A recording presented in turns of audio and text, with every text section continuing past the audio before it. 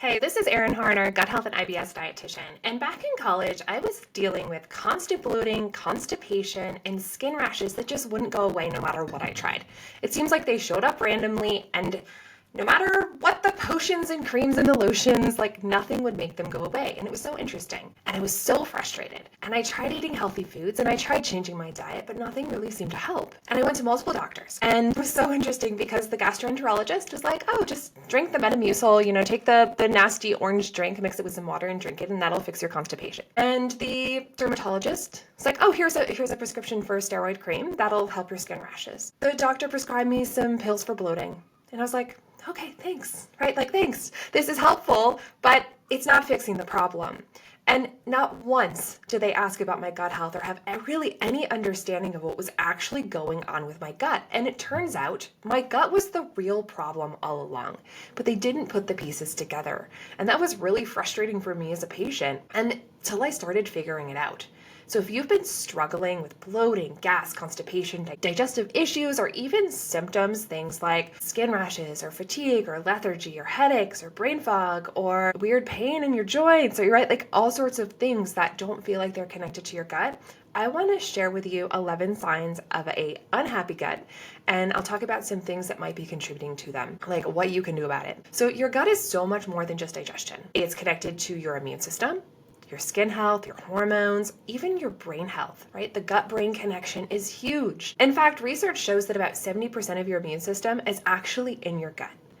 And your gut produces neurotransmitters, things like serotonin, which impact your mood. Over 90% of your serotonin is actually produced in your gut, which is wild. That's a neurotransmitter for your brain. A damaged gut can also trigger full body inflammation, affecting digestion, skin, and even metabolism. So even if the symptoms aren't appearing in the gut, or the health of the gut has far-reaching implications throughout the body. So if your gut's struggling, and it's not just going to show up as stomach issues. It might show up as stomach issues at first. I consider those to be your first warning sign that something in your gut is off. But it can also affect you in other places and not just in your GI tract, really from head to toe.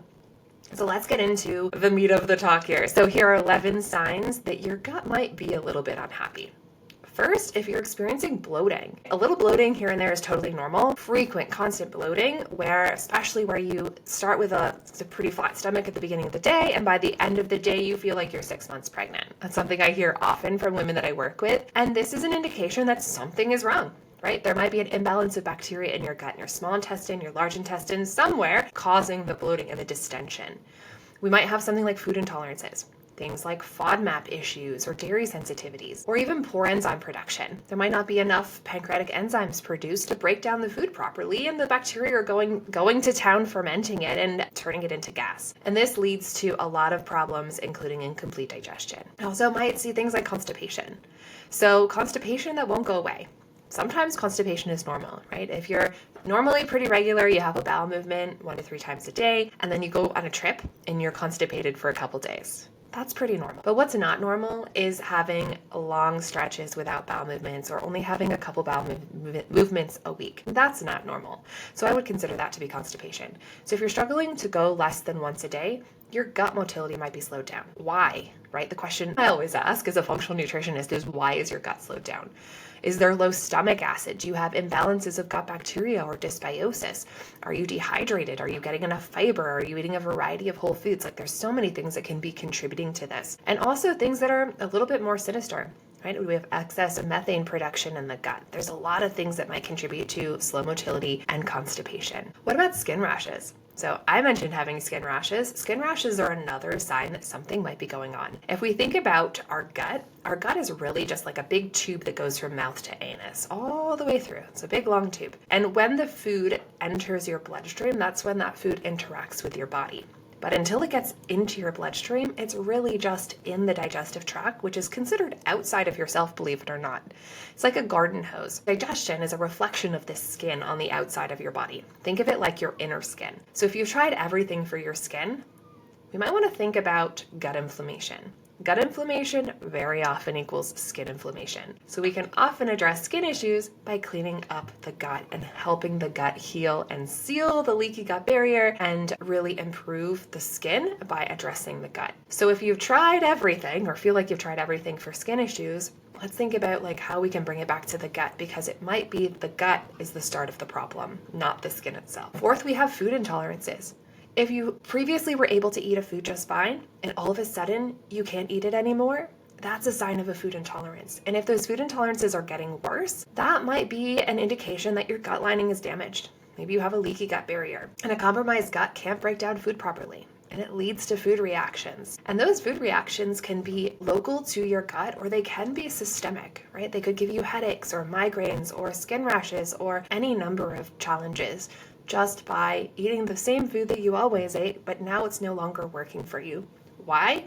The gut. All right, gas. What about gas? This is a fun one. So oftentimes if gas is like very smelly or painful or causes a lot of gas pains in your belly, this gas, sometimes it's normal, right? A little bit of gas is normal. Everyone produces gas. If you have a way to expel the gas, right? Think farting or burping, right? That's a good thing because it lets the gas out. If the gas gets trapped, then we start to have a lot of problems. So some gas is normal, but frequent painful or smelly gas can mean lots of different things. It could mean gut bacterial imbalances like dysbiosis. It could mean, again, a lack of pancreatic or digestive enzymes. It could lead to poorly digested fiber fermenting in the gut, creating a lot of gas. So we've got to figure out what's actually going on in your gut. Also, acid reflux or heartburn is another one, right? So we often think about acid reflux as being caused by too much stomach acid. I see in my practice all the time that it's actually the reverse. Low stomach acid very often leads to acid reflux and heartburn because there's not enough acid to properly break down the proteins in your stomach and allow the rest of the digestive tract to work properly. Stomach acid is actually the trigger for so many things downstream to happen, like bile release and pancreatic enzyme release and just proper absorption of nutrients. Which brings us to our next one, fatigue or low energy. We often think of fatigue and low energy as, I'm just tired, I didn't get enough sleep. But what if it was actually tied back to your gut? What if your gut being compromised or somewhat damaged in your microbiome is contributing to poor absorption of nutrients? Ones that I'm thinking of particularly are things like B12 and iron and magnesium that are all absolutely positively essential for energy and energy production. So if you're constantly exhausted, I'm wondering, is your gut adequately absorbing the nutrients that you're taking in? That brings us to the next one, which is brain fog and mood swings.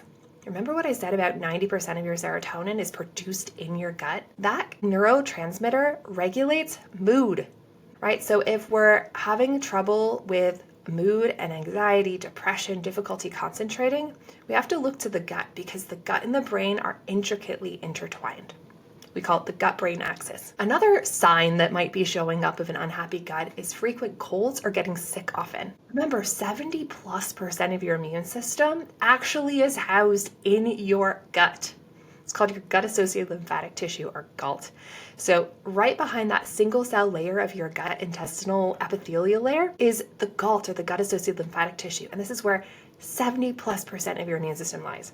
So if we have some trouble going on, some trouble stirring or trouble brewing in our gut, it's very likely you're going to get sick often because your immune system just can't keep up. Your gut might really be struggling, or your gut immune system might be struggling to keep up with the defense for your body. Also, sugar cravings. So number 10, sugar cravings. If you're experiencing a lot of sugar cravings and you're like, I don't know why I'm having these sugar cravings. Sometimes those sugar cravings are actually driven by the bacteria in your gut, or yeast in particular. So if there's dysbiosis is basically the opposite of balance. There's an imbalance in your gut bacteria. More bad guys and less good guys. If there's an excess or overgrowth of yeast or certain bacteria, they can actually contribute to a lot of sugar cravings. And these are not very fun because you don't want to eat the sugar. You're trying to cut back on the sugar, but your body's like, I need the sugar. So that's something to keep in mind if these actually signal to your body to crave sugar, which is really tricky. So reducing sugar actually helps starve them, but we have to figure out how to rebalance the gut or they're just going to take over again. And number 11, this feeling, and I hear this all the time from clients that I work with, this idea of feeling off, but you're just not quite sure why. You just kind of feel off. You're just not...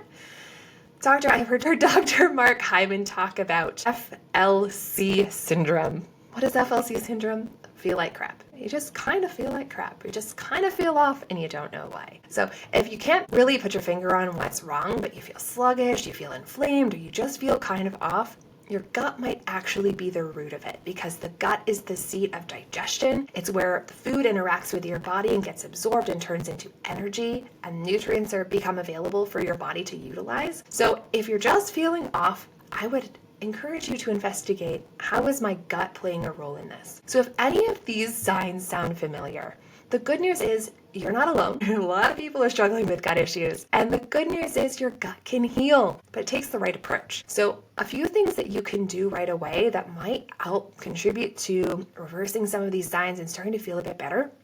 The first one is tracking your symptoms. So I use something called a food, mood, and symptom journal that can help you spot triggers. They can help you spot triggers in your food. They can help you spot triggers in some of the beverages you might be consuming. And also it helps us put together, how often are we having symptoms? What are our bowel movements like? Is there any correlation between how we feel, how our bowel movements are, how our symptoms are, and how our body is functioning, right? How is our body reacting to foods? Are you super hungry or super stressed? What's going on? Also, eating more fiber and whole foods can make a huge difference. Diversity is one of the keys for good gut bacterial balance. Diversity is absolutely key. We also need to support digestion. So how can we support digestion? Can we try eating more bitter foods or even bitter herbs? Can we trial digestive enzymes and see if that's helpful? Maybe we can try probiotics if there's an imbalance of bacteria in the gut. Maybe we need some other herbs or other therapies to help us feel better. And the last thing I'm going to share here is I want you to ditch the quick fixes. The Band-Aid solutions, things like antacids and laxatives, they're fine to address immediate issues, but they're not solving any long-term problems. They only work if you take them, and they're not fixing anything, right? They're just kicking the ball down the road, hoping that something gets better someday. And oftentimes it doesn't. And oftentimes I see in my practice, people wait and they wait and they wait and it gets worse. So to recap, if you're dealing with bloating or constipation, skin issues, fatigue, and your gut's telling you something's off, right? Something's off and your gut is telling you that it needs attention. And the sooner you take action, the better you will feel. If bloating and gas are your biggest struggles, I put together a free guide to help you get real relief. Grab my free guide, Say Goodbye to Gas and Bloating Now, with these 5 simple steps in the description below. It's packed with practical strategies that you can start today. All right, friends, I'll see you in the next one.